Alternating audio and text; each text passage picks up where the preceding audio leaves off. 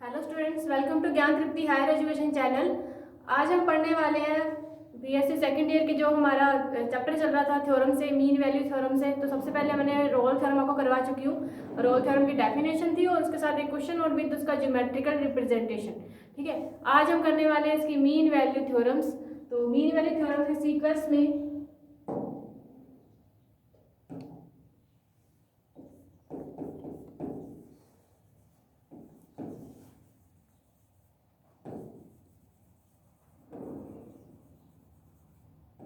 Mean value theorems करने जा रहे हैं। ठीक है, इसके अंदर जो हमारी फर्स्ट मीन वैल्यू थ्योरम है, वो फर्स्ट मीन थ्योरम जो है, मीन वैल्यू थ्योरम जो है वो है Lagrange's theorem.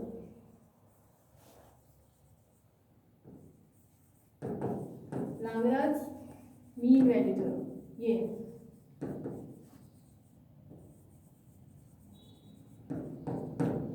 First mean value theorem हमारी लाग्रांज की थ्योरम। तो इसका जो स्टेटमेंट है वो देखो क्या है। इसका स्टेटमेंट बोलता है कि if a function F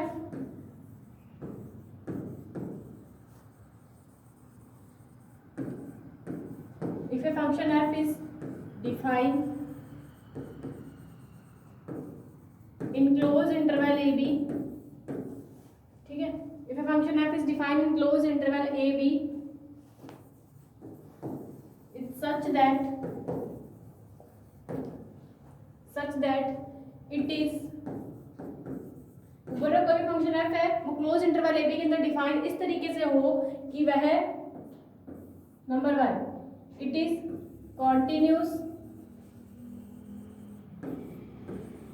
in closed interval ab, continuous in closed interval ab, ये फर्स्ट कंडीशन है। सेकंड कंडीशन है कि वो डिफरेंशिएबल होना चाहिए, differentiable in open interval A B. अब इसमें रोल के अंदर क्या होता है कि थर्ड कंडीशन होती थी हमारी एफ इक्वल्स टू एफ भी होना चाहिए, बट लाग्रांज के अंदर सिर्फ वो कंडीशन नहीं है, उसको छोड़कर बाकी सारा सेम है। बस रोल थ्योरम जैसे ही है, बस रोल थ्योरम की थर्ड कंडीशन थी F equal to A B, तो वो इसके अंदर नहीं लेनी, बाकी सारी कंडीशन लेनी है। तो वो बोला differentiable in open interval A B, then there exist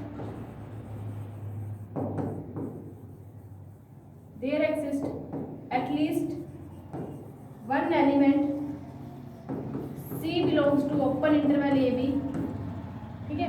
और अगर ये दोनों कंडीशन सेटिस्फाई हो रही है तो कम से कम एक ऐसा एलिमेंट उस इंटरवल के अंदर आना चाहिए, C ओपन इंटरवल के अंदर आना चाहिए कि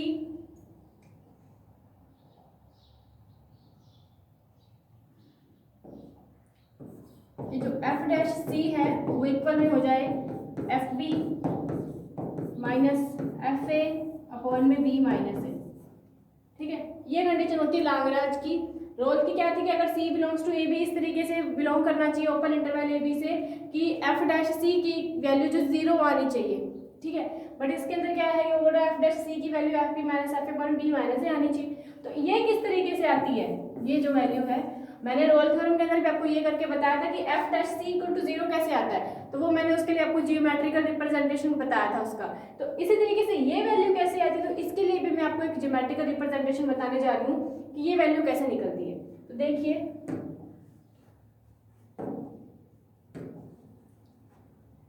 इसका जियोमेट्रिकल रिप्रेजेंटेशन है लाग्रांजेस का।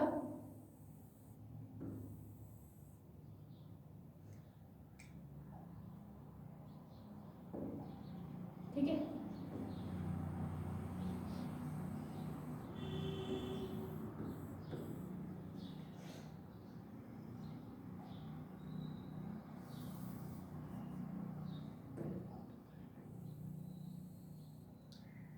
ये मेरा कोई कर्व है,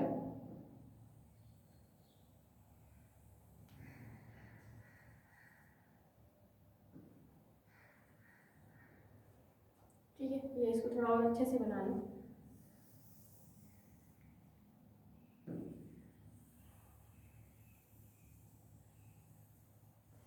ये कर्व, ठीक है, तो ये पॉइंट ए है, ये कर्व का पॉइंट बी है, और ये जो ए पॉइंट जो आया है आपका वो कैसे आया है,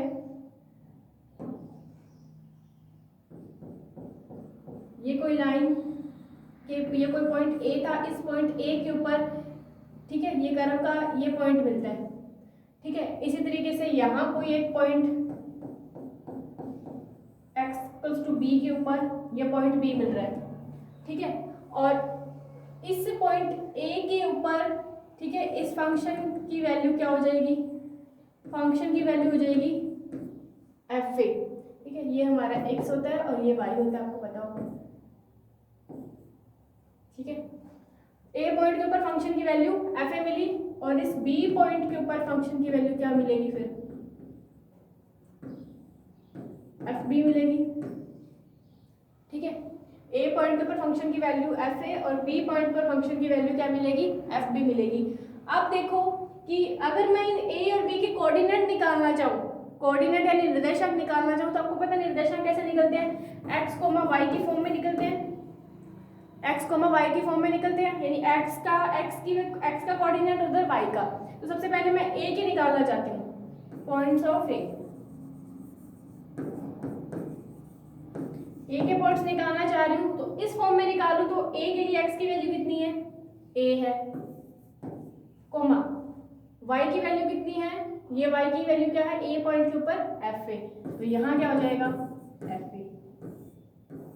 इसी तरीके से मैं पॉइंट्स ऑफ बी निकालना चाहूँ तो बी की क्या निकल जाएगी, बी कोमा इस बी के ऊपर वाई की वैल्यू क्या है, एफ बी, बी क्या हो जाएगी एफ बी, ठीक है। Points of A and points of B निकल चुके हैं हमारे पास, ए कोमा इनके कोऑर्डिनेट। अब इस कर्व जो हमारा मेरा फंक्शन है पूरा ये वाला, इसकी मैं ढाल निकालना चाहूँ, स्लोप निकालना चाहूँ, तो स्लोप निकालने का फॉर्मूला क्या होता है, वो मैं इधर लिख रही हूँ,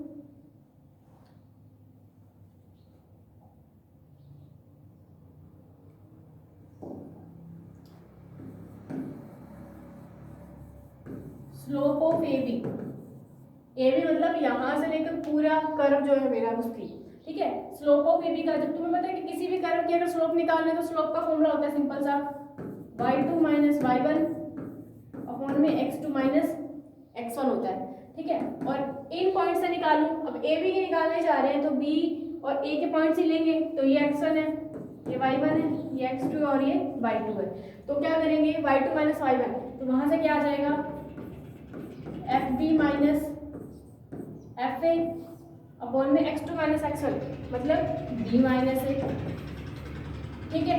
और ये स्लोप ऑफ ए बी निकाल रहे हैं, ए बी की स्लोप है निकलेगी वो किसी, उसके लिए अपने को कोई एक टेंजेंट ड्रॉ करनी पड़ेगी तभी तो स्लोप निकलती है, ठीक है। तो देखो उसके लिए अपने को टेंजेंट ड्रॉ करनी पड़ेगी, तो इसी कर्व के ऊपर किसी एक पॉइंट के ऊपर ड्रॉ करनी पड़ेगी।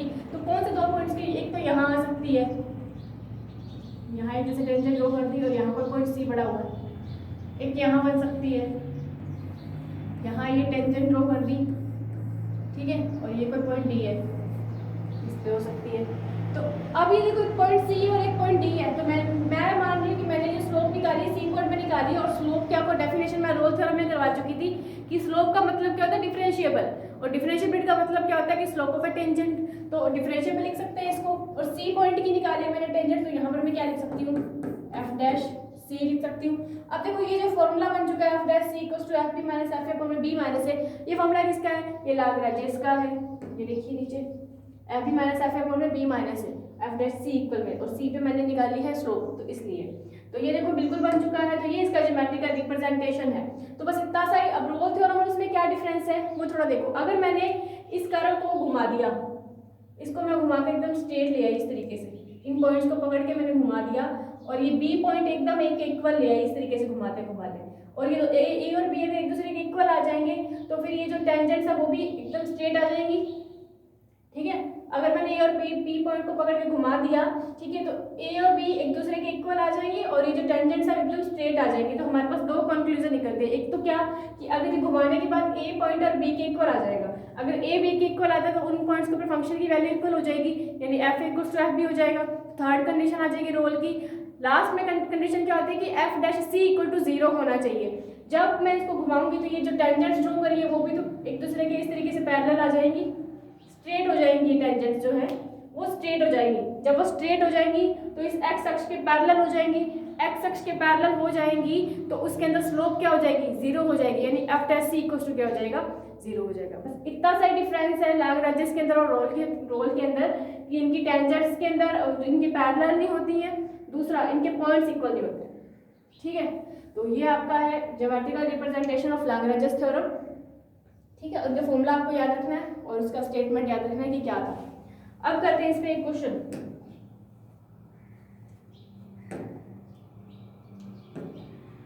ठीक है, लाग्रांज पे एक क्वेश्चन करने जा रहे हैं हम।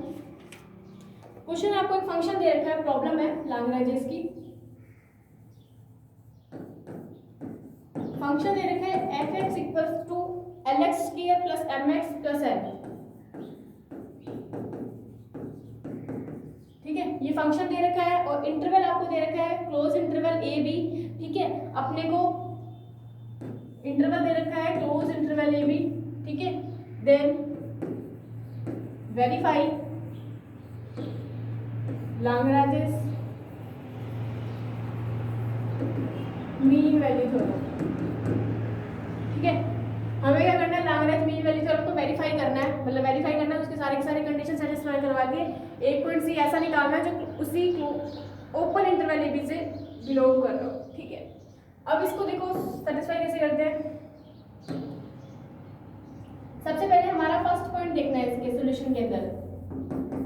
ठीक है, और फर्स्ट पॉइंट क्या कहता था हमारा कि जो भी फंक्शन गिवन है वो फंक्शन जो है क्लोज इंटरवल ए बी के अंदर कंटिन्यूस होना चाहिए। तो ये फंक्शन किसके तरीके का दिख रहा है, ये पॉलिनोमियल ही है एक तरीके से, या फिर आप ए और बी की वैल्यूज के अंदर पुट करोगे, यानी इंटरवल की वैल्यू पुट करने के बाद कोई ना कोई वैल्यू जीरो मिलेगा, कोई ना कोई वैल्यू तो जरूर मिलेगी आपको।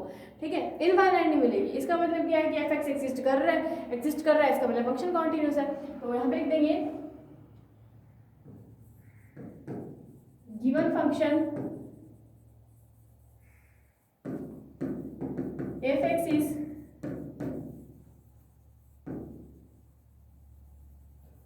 polynomial of x, then it is continuous in closed interval a b। तो सिंपल सा था, अगर पॉलिनोमियल है तो होगा ही होगा। सेकंड पॉइंट है वो बोल रहे हैं इसका वो डिफरेंशिएबल होना चाहिए ओपन इंटरवल ए बी के अंदर। डिफरेंशिएबल इसका मतलब हमें डिफरेंशिएशन करना पड़ेगा, तो एफ डैश एक्स निकालो, कितना हो जाएगा ये 12x प्लस m, ये निकलेगा। ठीक है, अब देखो अब 2lx प्लस m है, ये m कांस्टेंट है यहाँ पे और x की वैल्यू आप कुछ भी पुट करो, कोई ना कोई फंक्शन की वैल्यू निकलेगी ही निकलेगी। ठीक है, कोई ना कोई फंक्शन की वैल्यू निकलेगी, इसका मतलब क्या है,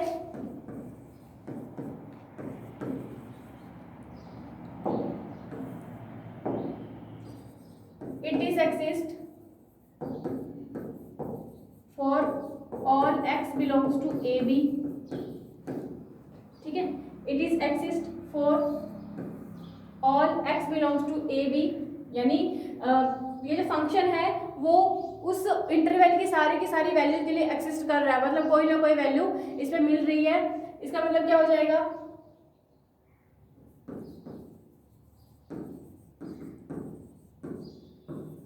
इट इज डिफरेंशिएबल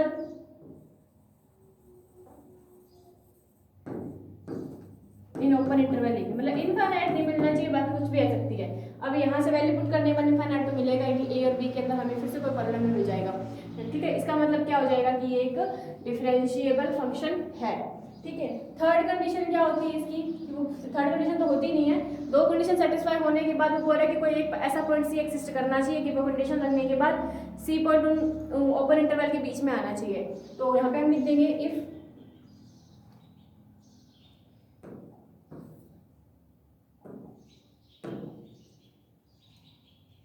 हम लिख देंगे कि all conditions of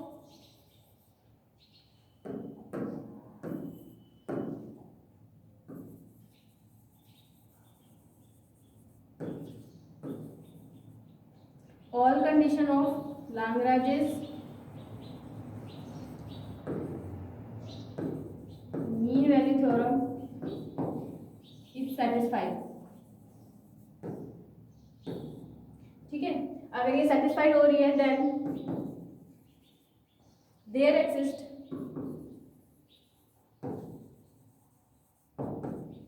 their exist point C या x इक्वल्स टू सी, तब वो बोल रहा है कि तब कोई एक ऐसा पॉइंट सी उसके अंदर एग्जिस्ट करेगा कि F dash C equal to F B minus F A upon में बी माइनस ए। अब एफ डैश सी निकालना है, अगर एफ डैश एक्स आपके पास ये है तो एफ डैश सी आप क्या लिख सकते हो 12c प्लस एम, ठीक है। और एफ बी कितना होगा आपका, अगर एफ एक्स इतना है तो एफ बी कितना हो जाएगा L B square plus M B plus L.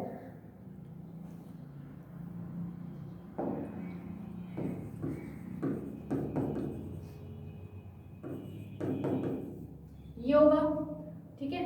और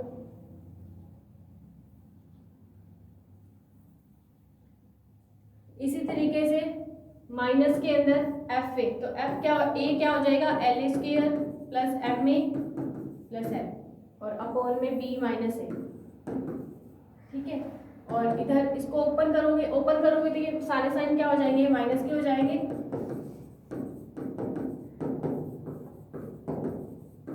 माइनस एल, ठीक है, अपॉन में बी माइनस ए। अब इन दोनों में से क्या कॉमन ले लो, आप एल कॉमन ले लो, अंदर आ जाएगा B square minus A square, इधर से एम कॉमन ले लो, यहाँ आएगा बी माइनस ए और यहाँ से एन से एन क्या हो जाएगा कैंसिल हो जाएगा, तो कुछ नहीं आएगा यहाँ पे, ठीक है। और अपॉन में बी माइनस ए है,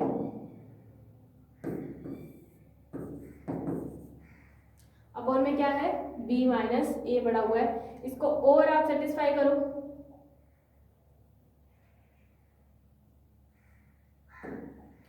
यहाँ देखो हमारा ये चल रहा है 12c प्लस एम चल रहा है। अब इधर से इसको ओपन करोगे तो ये ओपन होगा b plus A B minus A plus M B minus A upon में b minus A.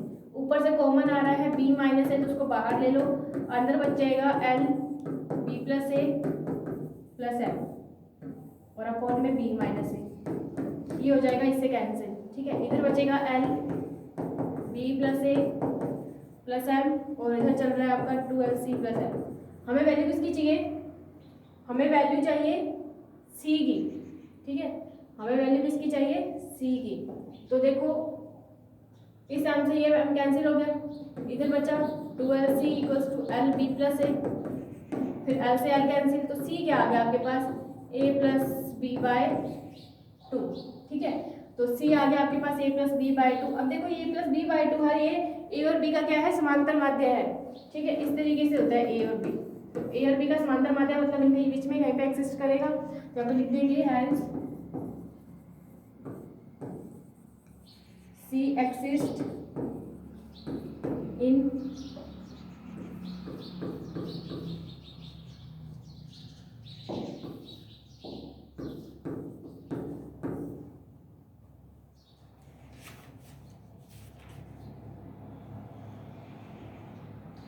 Open interval A B, क्योंकि उसने बोला था ना लास्ट कंडीशन क्या होती है इसकी कि जो सी जो है ओपन इंटरवल ए बी से इस तरीके से बिलोंग करना चाहिए कि उसकी कोई ना कोई value F dash C equals to ये होना चाहिए। तो हम F dash C equals to वो फॉर्मूला लेके चले और हमने सी इनके बीच में एक्सिस्ट करा दिया है, C is exist in open interval A B, then theorem is satisfied. तो ये पूरे तरीके से सेटिस्फाई हो चुकी है। तो ये है आपकी मीन वैल्यू थ्योरम, लाग्रेंज की मीन वैल्यू थ्योरम का क्वेश्चन, ठीक है। तो देख लो इसको दोबारा,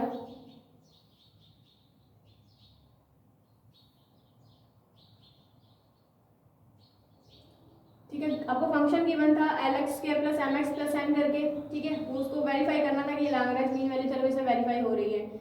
फिर हमें फंक्शन गिवन था, वो एक पॉलिनोमियल था एक्स का, पॉलिनोमियल एक्स का था, इसका मतलब कॉन्टिन्यूस होगा क्लोज इंटरवल ए बी के अंदर। फिर उसको प्रूफ करना था कि वो डिफरेंशिएबल है, तो हमने उसको डिफरेंशिएशन करा, ये मिला, ठीक है। डिफरेंशिएशन करने के बाद हमने एक्स की वैल्यू पुट करके देखी, क्या इनफाइनाइट नहीं आ रही, तो बिल्कुल नहीं आ रही, इसका मतलब डिफरेंशिएबल भी है। दोनों कंडीशन अगर सेटिस्फाई होती है तो वो बोल रहे हैं कि तब कोई ऐसा पॉइंट सी एक्सिस्ट करना चाहिए कि ये कंडीशन लग जाए। अब ये कंडीशन लगा के हमने सारी की सारी वैल्यूज उसमें पुट करी, इसको सॉल्व करा, सॉल्व आप अच्छे से कर सकते हो, ईजी सा सोल्यूशन है, ठीक है। सॉल्व करने के बाद आपके पास सी की वैल्यू निकालनी है, ये निकल गई सी की वैल्यू। अब ये देखो ये जो वैल्यू आई है वो उसका समांतर माध्य होता है, तो ए और बी के बीच में ही एक्सिस्ट करता है, इसका मतलब ओपन इंटरवल ए बी के बीच में एक्सिस्ट करेगा, तो सारी की सारी कंडीशन सेटिस्फाई होगी, तो थ्योरम भी क्या है इसकी सेटिस्फाइड है। तो ये हमारी फर्स्ट मीन वैल्यू थ्योरम थी। ठीक है, अब करेंगे इसकी सेकंड मीन वैल्यू थ्योरम। अब है इसकी सेकंड मीन वैल्यू थ्योरम। ठीक है, जो क्या है,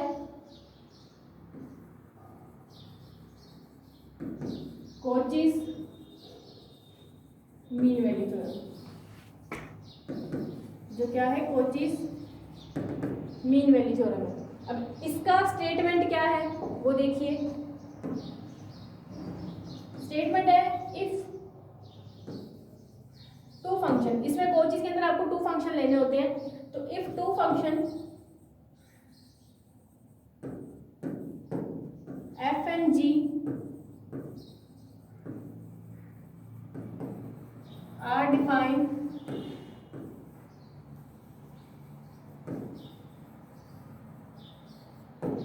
in closed interval AB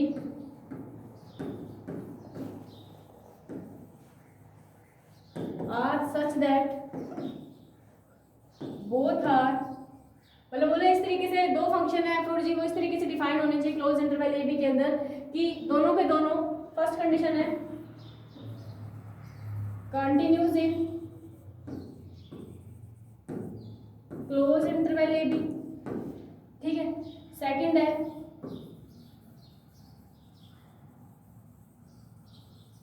differentiable in open interval A B. ठीक है, थर्ड इसकी कंडीशन क्या है कि वो बोले कि जो फंक्शन जी वाला जो फंक्शन है, ठीक है, जी एक्स जो है वो नॉट इक्वल टू जीरो होना चाहिए। जी वाले फंक्शन का डिफरेंशिएबल है वो नॉट इक्वल टू जीरो होना चाहिए। जो जी फंक्शन गिवन होगा उसका डिफरेंशिएशन निकालोगे वो नॉट इक्वल टू जीरो होना चाहिए, तो बिल्कुल नॉट इक्वल टू जीरो होगा। ठीक है, वो बोल रहा है कि अगर ये तीनों कंडीशन सेटिस्फाई हो रही है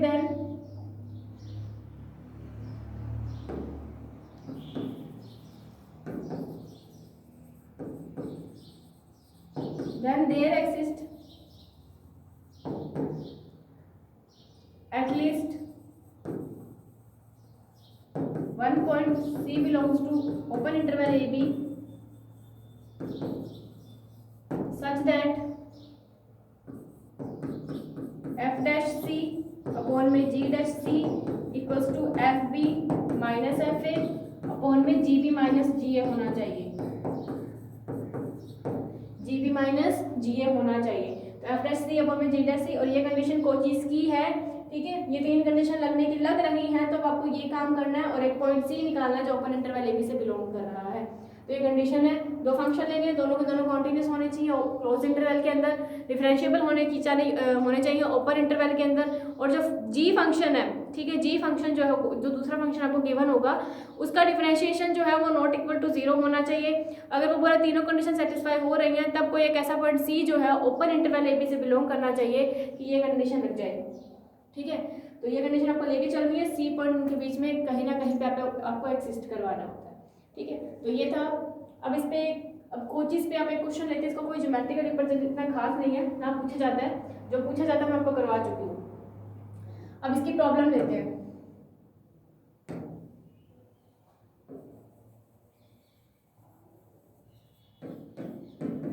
प्रॉब्लम लेते हैं इसकी, आपको फंक्शन दे रखा है। ठीक है,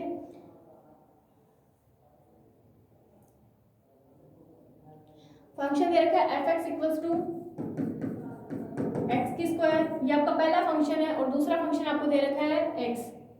ठीक है, तो हमें क्या करना है, वेरीफाई करना है किसको,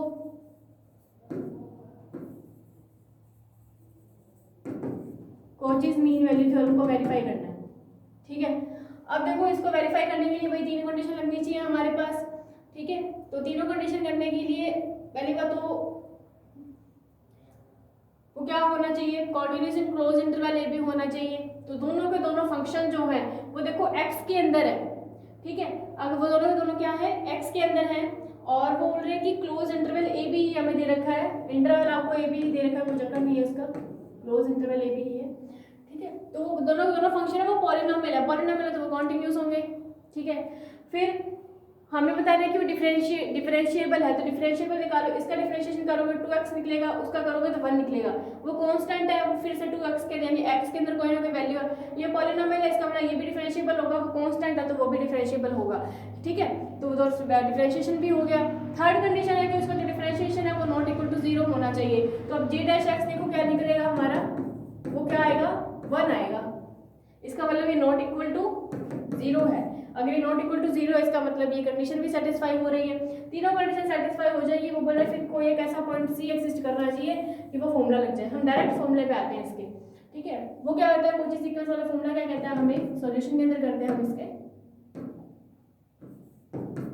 कि एफ डैश सी अपॉन में G dash C equals to F B minus F A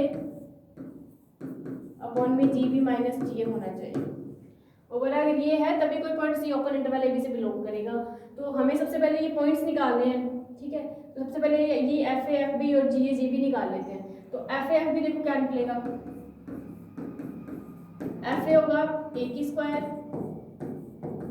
F B होगा बी की स्क्वायर।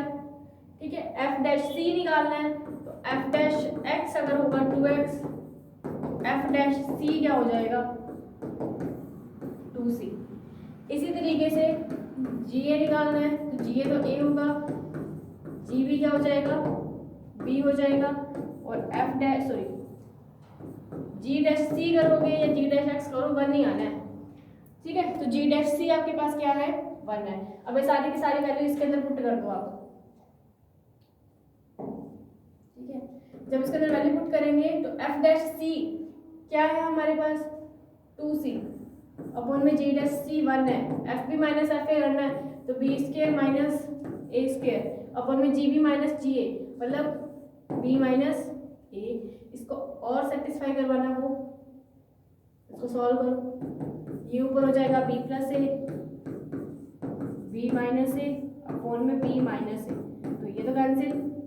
ठीक है, यहाँ से क्या बचेगा आपके पास, ये होगा 2c ओवर 1 चल रहा था हमारा इधर, और इधर ये b प्लस ए ये चल रहा था। इसको यहाँ से मेरे को c की वैल्यू निकालनी है। ठीक है, तो c की वैल्यू क्या निकल जाएगी a प्लस बी बाय 2 निकल जाएगी। c की वैल्यू क्या निकलेगी a प्लस बी बाय 2, और आपको इंटरवल क्या दे रखा था, close interval A be given था आपके पास। ठीक है, close interval A be given था, और ये फिर से आपके पास क्या निकल चुका है, इसी ए और बी का समांतर माध्य है, इसका मतलब इसके बीच में कहीं पे एक्सिस्ट करेगा। ठीक है, तो यहाँ पे लिख देंगे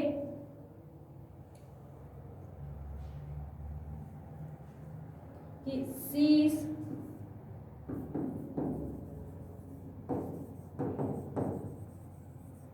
existing open interval AB, then theorem is verified। ठीक है, ये हो गया हमारी दोनों की दोनों मीन वैल्यू थ्योरम्स। ठीक है, वो आपको समझ में आया होगा, कोची का कुछ भी नहीं है। आपको ये फर्स्ट वाले दोनों कंडीशन आप लिखना चाहो तो लिख सकते हो, वरना कोई जरूरी नहीं है। ठीक है, ये दोनों कंडीशन वो वाली कि वो कॉन्टिन्यूस है डिफरेंशिएबल है, वो आपको बता चुकी हूँ क्यों होता है। दोनों के दोनों फंक्शन पॉलिनोमियल एक्स में गिवन है, तो उसमें एक्स या तो देख के पहचान जाया करो, अगर देख के आपको पहचान में नहीं आती है तब आप क्या किया करो कि उन एक्स की वैल्यू इसके अंदर पुट करके देखा करो कि वैल्यू जो है वो इनफाइनाइट तो नहीं आ रही। ठीक है, वैल्यू इनफाइनाइट तो नहीं आ रही, अगर इनफाइनाइट नहीं आ रही इसका मतलब वो एक्स के लिए वो फंक्शन जो है एक्स की सारी वैल्यू के लिए एक्सिस्ट करता है। ठीक है, तो वो हमने ये सारी की सारी वैल्यू से पुट करने, वो तीनों कंडीशन सेटिस्फाई करवाने के बाद हमने ये वो फंक्शन दिया जो कोची सीक्वेंस का कंडीशन होती है। वो कंडीशन लेने के बाद आपके पास सी की वैल्यू निकलती है a प्लस बी बाई 2, जो कि a और b का समांतर माध्य है, इसका मतलब उसके बीच में कहीं ना कहीं पे वो एक्सिस्ट करेगा, एकदम मिड में एक्सिस्ट करेगा। ठीक है, तो इसका मतलब वो उसमें एक्सिस्ट कर रहा है, इसका मतलब थ्योरम क्या है हमारी वेरीफाइड है। अब इसका रिवीजन कर लो, सारी थ्योरम हमारी हो चुकी हैं। अब नेक्स्ट हम इसके कुछ और थ्योरम्स पे चलेंगे। तो हमसे सबसे पहले हमने क्या करा, मीन वैल्यू थ्योरम के अंदर सबसे पहली थ्योरम थी हमारी लैग्रेंज मीन वैल्यू थ्योरम। ठीक है, इसके अंदर कोई प्रोपर कोई फंक्शन एफ है, अगर वो क्लोज इंटरवल ए बी के अंदर डिफाइन है, ठीक है, तो फिर वो बोल रहे हैं कि इस तरीके से डिफाइन होना चाहिए कि वो क्लोज इंटरवल के अंदर ए बी के अंदर कॉन्टिन्यूस होना चाहिए और डिफरेंशिएबल होना चाहिए ओपन इंटरवल के अंदर। तो ये कंडीशन सेटिस्फाई होती है कि कोई पॉइंट एक ऐसा सी एक्सिस्ट करना चाहिए कि ये कंडीशन लग जाए। ठीक है, ये कंडीशन लगने के बाद मैंने आपको एक प्रॉब्लम ली इसके अंदर, सॉरी ज्योमेट्रिकल रिप्रेजेंटेशन बताया इसकी कैसे होता है। तो बहुत इंपॉर्टेंट चीज़ है ये, क्यों है, और यहाँ से इससे डिफरेंस भी पता चलता है कि रोल के अंदर और लाग्रांज के अंदर डिफरेंस क्या है। छोटा सा डिफरेंस है, बस इसको थोड़ा सा सीधा कर दो, सीधा करोगे तो ए और बी इक्वल हो जाएंगे, और ये जो टेंजेंट्स है इसके पैरेलल हो जाएंगे, पैरेलल हो जाएगी तो स्लोप जीरो हो जाएगी, स्लोप जीरो हो जाएगी, इसका मतलब रोल थ्योरम में चला जाएगा वो। ठीक है, तो ये डिफरेंस था, ये मैंने फॉर्मूला आपको निकाल के बताया कि कैसे निकलता है लाग्रांज का। ठीक है, फॉर्मूला याद रखना पड़ता है आपको slope of A B. Next मैंने प्रॉब्लम ली है लाग्रांज की, ये आपको मैं करवा चुकी हूँ रिपीट, फिर भी देख लो आप एक बार। फंक्शन गिवन था ये LX² + MX + n करके। ठीक है, इसको कॉन्टिन्यूस करना था, पॉलिनोमियल है तो ऑब्वियस सी बात है कॉन्टिन्यूस होगा। डिफरेंशिएशन निकाला, वो भी पॉलिनोमियल है तो ऑब्वियस सी बात है वो भी क्या होगा, डिफरेंशिएबल होगा। दो कंडीशन लग गई, फिर फॉर्मूला लगाने के बाद कुछ भी निकाला, सिर्फ सॉल्यूशन करा है इसका, सिंपल सा सॉल्यूशन करने के बाद सी की वैल्यू निकाली है। ठीक है, वो वैल्यू फिर से समांतर माध्य है, इसका मतलब उसके बीच में कहीं ना कहीं पे सी एक्सिस्ट कर रहा है, तो थ्योरम वेरीफाइड है। ठीक है, next Kochi mean value theorem करी थी। सेकंड मीन वैल्यू थ्योरम है हमारी लाग्रांज को फर्स्ट मीन वैल्यू थ्योरम बोलते हैं। ठीक है, उसका नेम वैसे भी फर्स्ट मीन वैल्यू थ्योरम भी बोल सकते हैं उसको। ठीक है, और ये सेकंड है। कोई इस कोचिस के अंदर हमेशा दो फंक्शंस लेने होते हैं, दोनों के दोनों ही कॉन्टिन्यूस, दोनों के दोनों ही डिफरेंशिएबल, और g' है वो not equal to zero, sorry हाँ गलत किया मैंने, नॉट इक्वल टू जीरो होना चाहिए। ठीक है, g' क्या होना चाहिए, नॉट इक्वल टू जीरो होना चाहिए। अगर वो नॉट इक्वल टू जीरो है तब कोई एक ऐसा पॉइंट सी एक्सिस्ट करेगा ओपन इंटरवल ए बी के अंदर, ये कंडीशन लगती है f' equal to g' equal to ये f minus f upon g minus g, तो ये लगती है।